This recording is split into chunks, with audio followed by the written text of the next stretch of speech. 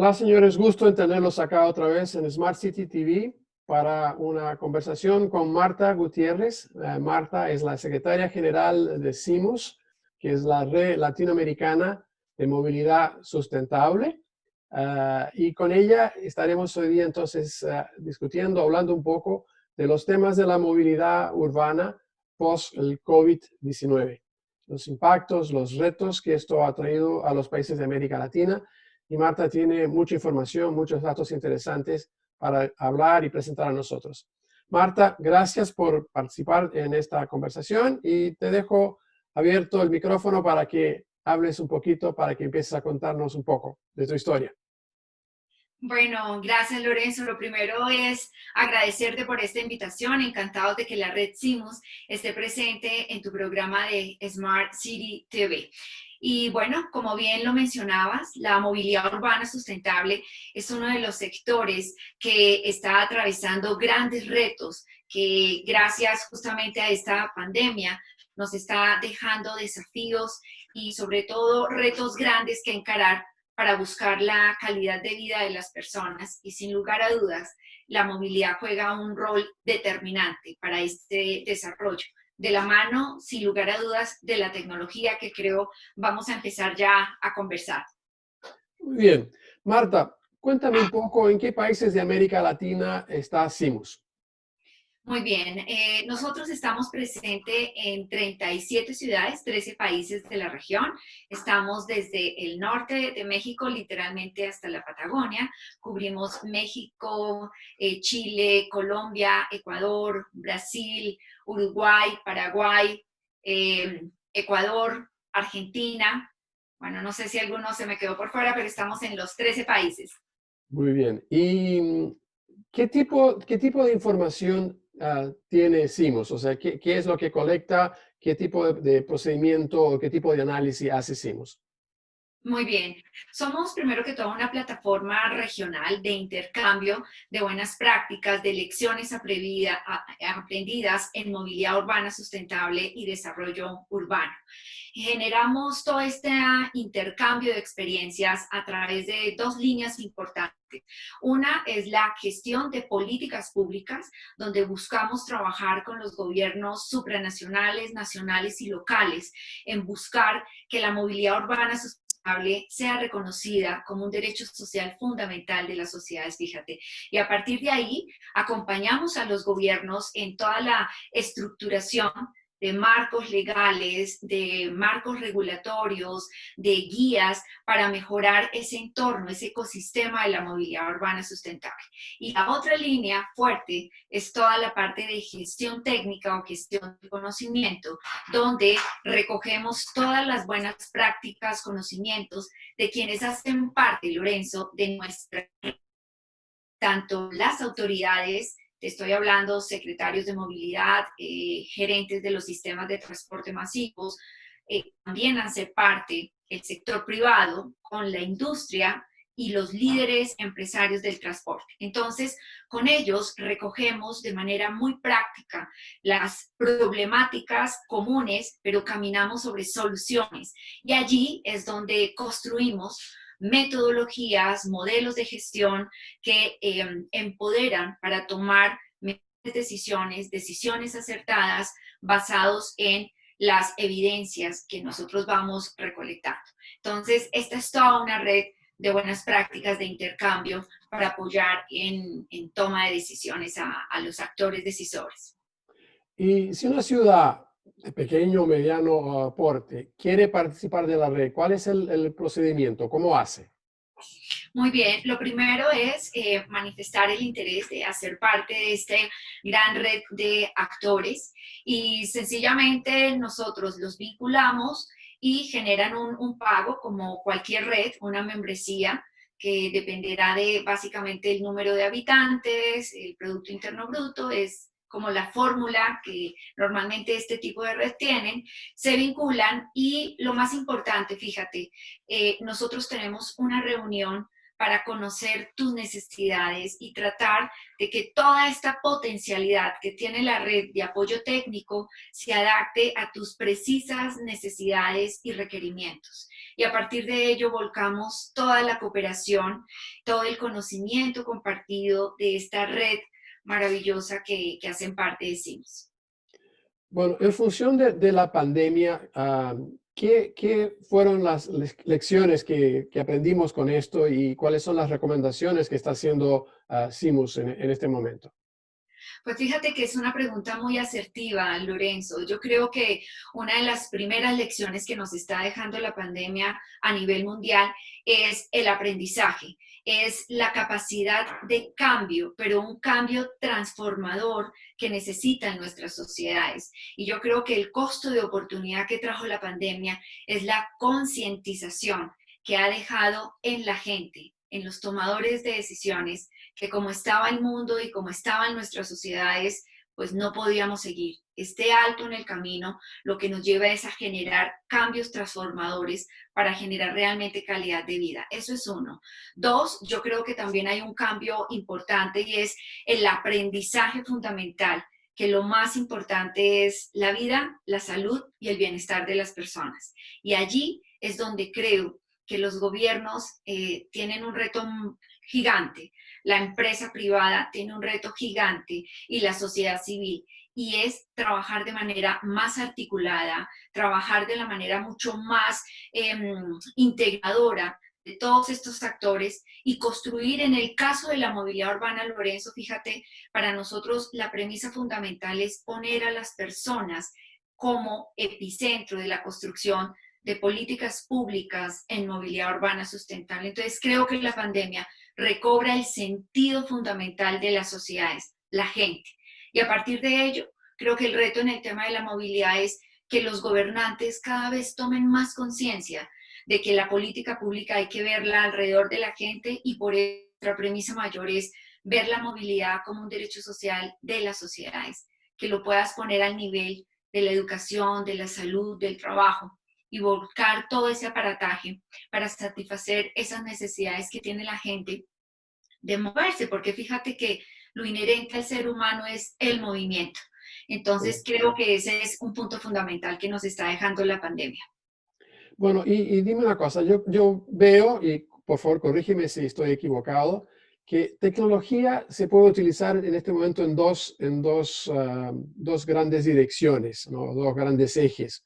Uno es la tecnología de la movilidad y el otro es la tecnología que se utiliza para recolectar información para que se puedan tomar decisiones y crear y hacer la creación de las políticas públicas que son necesarias. ¿Cómo ves tú este reto, esta dualidad de la utilización tecnológica para los problemas de movilidad? Pues fíjate que es transversal a toda la construcción de un modelo de gestión de movilidad. La tecnología es el vehículo de desarrollo y de calidad de nuestras sociedades. Y en el marco de la movilidad, fíjate que tocaste dos componentes. Uno es cómo la tecnología sirve para tener una mejor condición de la movilidad. Yo creo que el tema de la pandemia ha dejado unas evidencias importantes. La tecnología nos va a ayudar a mejorar la calidad tanto de la información como de los servicios que proveen de tecnología para el transporte, para que los ciudadanos tomen mejores decisiones. Un ejemplo puntual, Lorenzo, y es varias ciudades de América Latina, te voy a enlistar: Chile, Buenos Aires, Quito, Bogotá, Medellín, Ciudad de México, Guadalajara en México, Pachuca en México, han venido tomando como línea transversal todos los desarrollos tecnológicos, tanto para aplicativos como sensores que se están utilizando en muchas zonas, tanto de parada, en las paradas de los buses, como al interior de los buses y en el desarrollo urbano, que es esto del urbanismo táctico. Entonces, fíjate que la tecnología ha servido para poder medir, por ejemplo, Sí. zonas o el peso dentro de los vehículos, de la capacidad, de qué tanto nivel de ocupación tenemos. La pandemia trajo unos estándares de calidad en la prestación del servicio, fíjate. Y esto llegó para quedarse, sin lugar a duda. Entonces, la tecnología nos va a permitir justamente a mejorar esos estándares de calidad que trajo la pandemia, como el aislamiento, ¿sí? Un transporte bioseguro. Cuando hablo de transporte bioseguro, fíjate, hago referencia a todo el reconocimiento facial. Si el usuario cuando accede al vehículo tiene ubicada su máscara, si no inmediatamente tiene unos sensores de sonido que prende unas alarmas, trae una expersión automática de líquidos que van a permitir estar haciendo bioseguridad al interior. Y pues, sin lugar a dudas, el peso, ¿no? El que los usuarios a través de aplicativos y los gobiernos puedan identificar qué vehículos llevan una capacidad de peso ya estándar, límite, para no saturar y poder garantizar el nivel de aislamiento y separación que se requiere al interior de los buses. Déjame darte un caso maravilloso que está haciendo Santiago de Chile, y es a raíz de este urbanismo táctico. Han venido identificando en las paradas, fíjate que ya no solamente estamos viendo al interior de los buses, sino en los puntos de parada, puntos intermedios y estaciones de cabecera, cómo a través de la tecnología, con uso de drones, de cámaras, de inteligencia artificial, se está utilizando para ubicar distanciamiento, para que la gente pueda salir a sus puntos de parada a esperar los vehículos en tiempo real, conociendo a través de sus apps, ¿cierto?, de movilidad, en qué momento y qué rutas le están llegando. Y también medir si ese bus tiene la capacidad de sillas disponibles para acceder. Otro punto importante que hemos hecho uso de la tecnología es a través de la data, que era el otro tema que tú también me planteabas. Yo creo que uno de los grandes retos que tienen los gobiernos, y sin lugar a dudas es un trabajo cooperado con el sector privado, es el manejo de la información. Y acá la data, toda la información que se recibe para poderla cruzar con bases de información oficial y tomar mejores decisiones. Entonces, allí varios países vienen trabajando en esta línea. Un caso muy particular lo tenemos en Buenos Aires, en Rosario, donde han permitido integrar esta tecnología para mejorar aún más los desplazamientos de horario de flota. Para darte un caso. Sí, muy interesante el hecho de que por las nuevas decisiones o por las nuevas recomendaciones de salud hay que reducir el número de personas en la movilidad pública. El número de pasajeros en un microbús tiene que ser más bajo. Pero eso trae como consecuencia dos hechos. Uno, que es el costo del transporte posiblemente sea mayor para incorporar toda esta nueva tecnología y por el número menor de pasajeros que puede llevar. Y el segundo problema es que ni toda la gente va a conseguir tomar su microbús o su autobús para desplazarse de un punto A al punto B. ¿Cómo quedan estos puntos? Por ahí, permíteme, miro las dos ópticas que tú estás planteando. La primera óptica, Lorenzo, tiene que ver con la capacidad dentro de la flota y cómo hacer sostenible los sistemas de transporte masivo con esos limitantes. En América Latina, el gran porcentaje, a raíz de la pandemia, y lo recordábamos en nuestra charla pasada, Lorenzo, a partir de marzo, que arranca la evidencia fuerte de restringir la movilidad de las personas en las ciudades, y sin lugar a duda impactar los sistemas de transporte, arrancamos con unas restricciones que te puedo dar un marco. Entre 20 y 35% se permitió la capacidad al interior de la flota. ¿Ahí qué efecto está dando? Una pérdida de demanda en los sistemas de transporte masivo en América Latina que un promedio entre un 85 y 97% tuvimos de pérdida de demanda, ¿sí? Y aquí estoy haciendo referencia no solamente a los modos férreos, metros, trenes, tranvías y cables, sino también al modo de buses del colectivo, como de los Bus Rapid Transit, de los BRT, que tenemos con gran presencia en América Latina. Entonces, ¿cuál es el modelo finalmente sobre el cual los sistemas están sustentados financieramente en América Latina? En dos criterios. Uno, en su gran mayoría están basados en ingresos vía tarifa y no hay posibilidad, Lorenzo, que los sistemas de transporte en América Latina puedan ser sostenibles financieramente solamente vía tarifa con una limitante de demanda a estos niveles, ¿sí? Entonces, ¿cuál es el llamado que la red está haciendo y cuál es la línea de caminos de solución?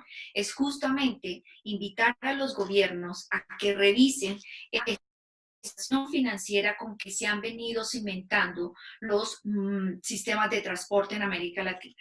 Es claro que vía fomento o subsidio al transporte y vía tarifa no van a ser sostenibles los sistemas de transporte. Entonces, lo que desde la red venimos invitando es hacer conciencia de la necesidad de involucrar nuevas fuentes de financiamiento para ser sostenibles en el tiempo. Fíjate, lo que buscamos es que a partir de estos estudios de prefactibilidad y factibilidad financiera, identifiquemos fuentes ciertas y sostenibles que por lo menos te permitan acompañar una política pública de movilidad de Estado. Fíjate, que supere programas de gobierno de 3 a 6 años, que es el promedio normal en América Latina, y allí lo que buscamos es que se activen los 3 activos de la movilidad urbana sustentable, ¿sí? Que tenemos vehículos, tenemos infraestructura y tenemos tecnología.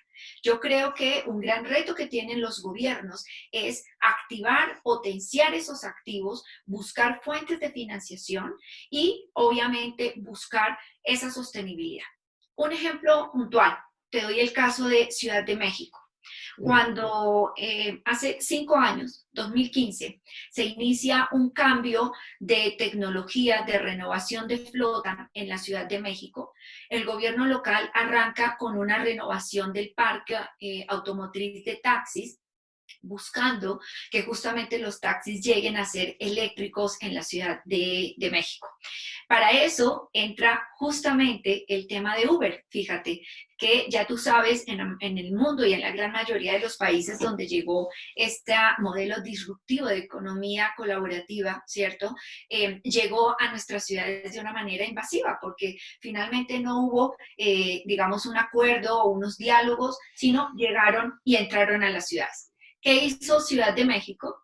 Entra obviamente después de una parálisis de orden público y demás que tuvieron los taxistas, conforman una mesa y llegan a unos acuerdos y permiten que todos estos aplicativos de movilidad que te permitan a ti, modelo Uber, como otras, Cabify y otras que entraron al mercado, se conformó un fondo y ese fondo va a alimentarse con un porcentaje de lo que cueste esa tarifa que tú te movilices a través de estos aplicativos. Van con destino a ese fondo para financiar la renovación tecnológica del parque automotriz de Ciudad de México. Modelos como eso es a que hago referencia de activar, por ejemplo, uno de esos 3 modelos, que es la línea de tecnología. Sí, pero en lo que hablaste, o sea, comentas muy bien cómo se puede tratar el tema de la caída de la receta, ¿no? De lo que genera en recursos para los proveedores. Pero ¿cómo queda la gente que no tiene espacio para moverse? Porque ya el cupo está limitado. Gente que necesita moverse pero no puede, no tiene recursos físicos, no tiene la infraestructura. ¿Cómo tratamos ese tema? ¿Qué tipo de política están pensando? Perfecto. Entonces, fíjate que un componente era el modelo financiero con este tema. Y el otro es efectivamente una política de integración multimodal. Necesitamos que las ciudades integren todos los modos de transporte viables, porque lo que tú mencionas, no solamente el tema de los buses que vamos a tener en general, los vehículos, hablo de metros, trenes, cabinas, ¿no? El promedio más o menos es que de 3 pasajeros de 10 es la capacidad que se está dejando en muchos de los países, entonces necesitamos tener una oferta mayor y la manera de lograr esa oferta es integrando a los esquemas de transporte multimodales también los servicios de economía colaborativa.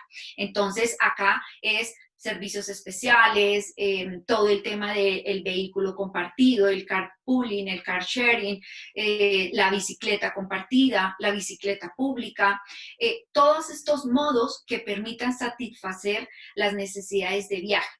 Pero además, fíjate, es un viaje seguro, porque como te mencionaba, la pandemia trajo de por sí unos estándares de calidad en la prestación del servicio. Entonces, necesitamos garantizar con multimodalidad, un viaje seguro y un viaje además en condiciones de calidad y de salubridad, ¿no? Para hacerlo. Ujú. Bueno, mira, Marta, estamos casi llegando al final de nuestra entrevista, pero quería llevar eso adelante porque hay muchas cosas interesantes que podemos discutir. Un punto que no hablaste, pero y no sé si se hizo en América Latina, pero sé sí que se hizo en Londres, es que para tratar de disminuir un poco la curva de la demanda, se empezaron también cambios de la política de la ciudad con sus horas de operación. De Entonces, acuerdo. los colegios cambian sus horarios, los bancos cambian sus horarios para que la curva de utilización de estos servicios implique la necesidad menor de movilización de la gente, o por lo menos que se haga que esa movilización venga a ocurrir en un plazo mucho mayor de tiempo.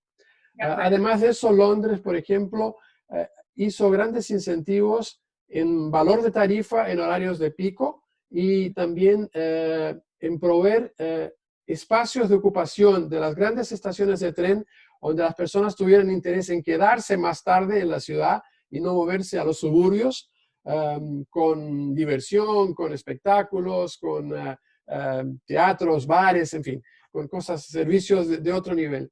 ¿Has visto algo en ese sentido en América Latina? Sí, sí, y fíjate que en gran parte el modelo, ese camino hacia un nuevo modelo de política de movilidad urbana sustentable que estamos impulsando desde la red CIMUS, toma dos elementos importantes que tú tomas, Lorenzo, y es, hay que implementar políticas de gestión de demanda y de gestión de oferta. El punto específico que tú tomas de gestión, de gestionar adecuadamente la demanda, apuntala es a achatar esa curva, ese pico que tú mencionas, y es básicamente a través de varias herramientas. Una de ellas, claramente, y que llegó para quedarse, es el teletrabajo, porque va a permitir tomar horarios, eliminar el viaje innecesario. Siempre decimos que el mejor viaje es aquel que no se hace, y el teletrabajo lo que demostró es que las organizaciones pueden funcionar de una manera mucho más eficiente, eficientar todos los recursos humanos, financieros, urbanísticos, de congestión en la movilidad, sin necesidad de que la gente tenga que llegar a sus sitios de trabajo para tener eficiencias. Entonces, ese es un tema. El otro es el de generar horarios expandidos. Creo que hay una coordinación importante entre el sector público y privado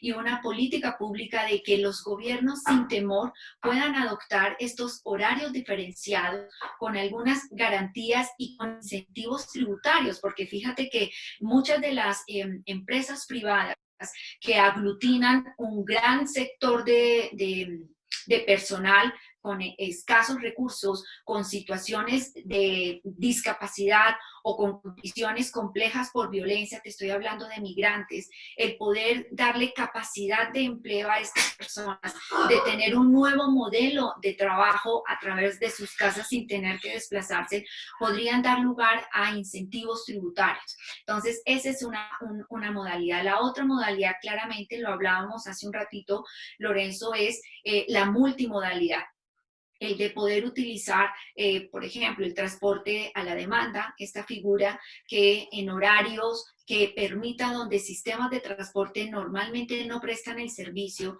a través de asociaciones colaborativas, ¿sí? Con servicios especiales que normalmente no hacen parte de una política de red del transporte urbano, podamos incluirlos, generar servicios a estas zonas que son desatendidas y permitan llegar a acuerdos. Entonces, ese lado, por la parte de gestión de la demanda, es importante.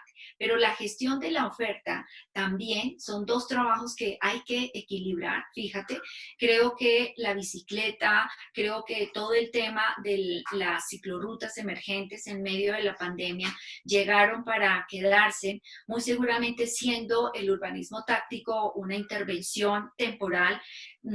Por sus buenos resultados van a muy seguramente a quedar bajos costos. fíjate que no era una mayor inversión pública, van a ser parte de ese modelo de integración.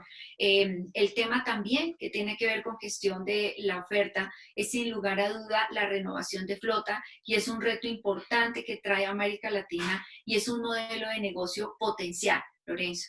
Creo que las dos modelos diferentes que tiene Europa y América Latina es que Europa tiene una cultura muy fuerte en el esquema férreo, pero América Latina trae una cultura muy fuerte en todo el tema de buses. Y la renovación de buses a raíz de la pandemia es un hecho claro. Necesitamos el concepto de un transporte bioseguro, un transporte con bajo carbono. Entonces, todo lo que tiene que ver con el uso del gas, de electromovilidad, van a llegar a América Latina y ahí va a haber un detonante importante. Y toda la oferta de transporte habrá que mejorarlo con tiempos, con calidad y sobre todo pensando en satisfacer un viaje seguro con calidad para nuestros usuarios. Una última pregunta que te hago, Marta. ¿Qué consejo le darías a un nuevo alcalde de una ciudad que tiene problemas de movilidad? Bueno, lo primero es que acepten el reto del cambio. Este momento en que estamos viviendo son momentos de cambio. Un decenio completo normalmente se viene evolucionando. Mi invitación es que asuman el reto, encaren la transformación con decisiones ojalá asertivas, donde involucren la construcción de esos cambios y de esas políticas y esos nuevos servicios a la gente. No es posible construir políticas públicas desde los escritorios. Necesitamos involucrar tanto al sector público, al sector privado, a las universidades, a los académicos, a la sociedad civil. Lo más importante, Lorenzo, es construir a partir de lo que la gente necesita. Entonces, mi sugerencia es asuman los cambios, asuman también esquemas de financiación, no le tengan miedo a ser mucho más disruptivos en el esquema de financiación de los sistemas de transporte y a generar confianza. Creo que es importante la confianza entre las instituciones y la sociedad. Bueno, Marta, muchísimas gracias por tu brillantismo, por tu charla tan interesante. Nos gustaría seguir, pero tenemos tiempo limitado. La podemos seguir en 8 días más adelante. Y agradezco a las personas que escucharon a esta entrevista en Smart City TV. Les pido que por favor suscriban al canal, hagan su inscripción al canal con el simbolito que está aquí abajo. Y los esperamos para una próxima entrevista. Muchísimas gracias. Y gracias, Marta. Adiós.